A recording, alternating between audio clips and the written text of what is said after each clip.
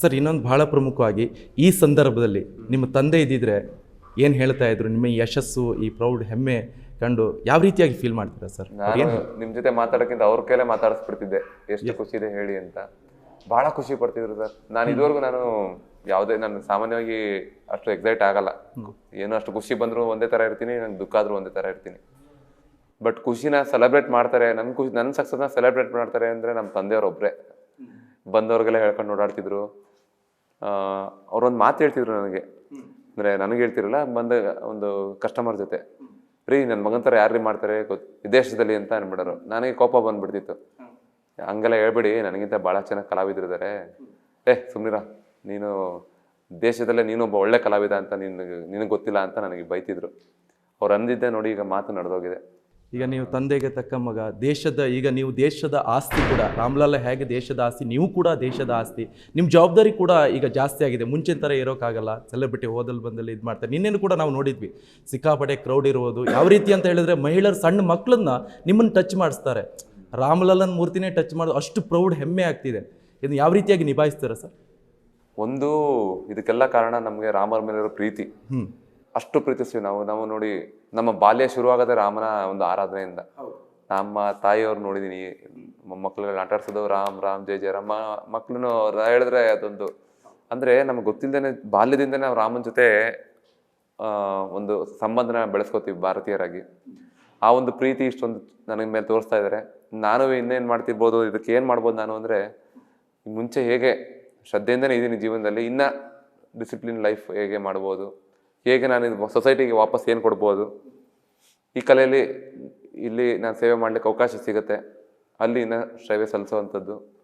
ಮತ್ತು ಮಕ್ಕಳಿಗೆ ಇದ್ರ ಬಗ್ಗೆ ಒಂದು ನೆಕ್ಸ್ಟ್ ಈ ನಾಲೆಜ್ ಟ್ರಾನ್ಸ್ಫರ್ ಅನ್ನೋಂಥ ಕೆಲಸದ ಬಗ್ಗೆ ಈ ಒಂದು ಪಾಯಿಂಟ್ಸ್ಗಳನ್ನ ಇಟ್ಕೊಂಡು ಮುಂದೆ ಹೋಗ್ಬೇಕು. ಇನ್ನೊಂದು ಸರಿ, ಇಡೀ ವಿಗ್ರಹ ಮಾಡಿದ್ರು ಕೂಡ ಮೇಯ್ನಲ್ಲಿ ಇಂಪಾರ್ಟೆಂಟ್ ಇರುವಂಥದ್ದು ಕಣ್ಣು ಸರ್.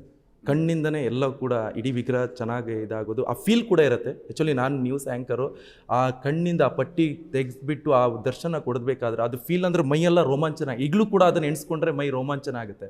ಬಟ್ ವಿಶ್ವಪ್ರಸನ್ನ ತೀರ್ಥ ಸ್ವಾಮೀಜಿಗಳು ಅದನ್ನು ನೋಡಿಬಿಟ್ಟು ಕಣ್ಣೀರು ಹಾಕಿದ್ದಾರೆ ಸರ್. ಆ ಫೀಲ್ ನಿಮ್ಗೆ ಹೆಂಗೆ ಅನ್ಸುತ್ತೆ ಸರ್? ನೋಡಿ, ಅವರೇ ಮಾಡಿಸ್ಕೊಂಡಿದ್ದಾರೆ ಅನ್ಸುತ್ತೆ. ಯಾವತ್ತೂ ಒಬ್ಬ ಶಿಲ್ಪಿ ದೇವ್ರನ್ನ ನಿರ್ಮಾಣ ಮಾಡೋಕ್ಕಾಗಲ್ಲ.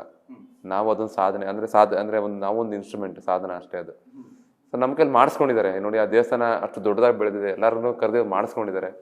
ಅದು ನಾನು ಒಂದು ಮಾಡಿದ್ದೀನಿ ಅಂತಾನೆ ಮಾಡಿಸ್ಕೊಂಡಿದ್ದಾರೆ ಅಂತ ಅನ್ಬೋದು. ಬಟ್ ಕಣ್ಣಿನ ವಿಷಯ ಬಂದಾಗ ನಾನು ಹೇಳ್ತಾ ಇದ್ದೆ, 8-10 ಥರ ಮಾಡಲಿಕ್ಕೆ ಗೊತ್ತು ನನಗೆ ಕಣ್ಣುಗಳನ್ನ.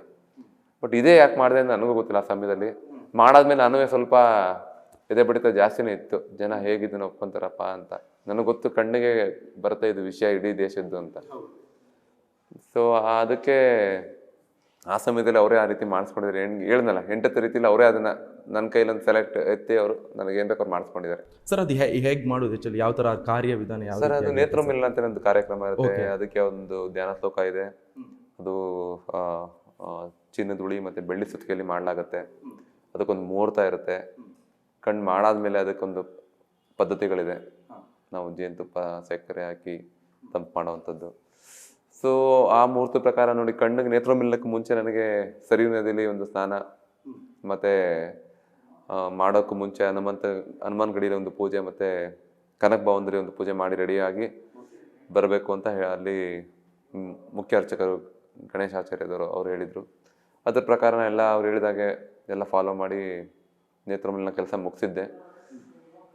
ಬಟ್ ಈಗ ಜನಕ್ಕೆ ಇಷ್ಟ ಆಗ್ತಿದೆಯಲ್ಲ, ಅದಷ್ಟು ಅಷ್ಟೇ. ಈಗ ಕಲೆ ಎಲ್ಲರೂ ಮಾಡ್ತೀವಿ, ಬಟ್ ಅದನ್ನು ಜನಕ್ಕೆ ಇಷ್ಟ ಆಗ ಮಾತ್ರ ಅದು ಸಕ್ಸಸ್. ಈಗ ನಾನು ಸೆಲೆಕ್ಟ್ ಆದ ಅನ್ನೋದು ಸಕ್ಸಸ್ ಅಲ್ಲ, ಅದು ಜನ ಮನಸ್ಸಿಗೆ ತಲುಪ್ತಿದೆಯಲ್ಲ ಅದು ನಿಜವಾದ ತೃಪ್ತಿ.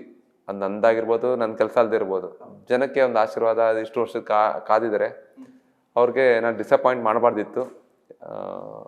ಈಗ ಇಷ್ಟಪಡ್ತೀವಲ್ಲ, ಅದು ತುಂಬ ಖುಷಿ ಆಗ್ತದೆ.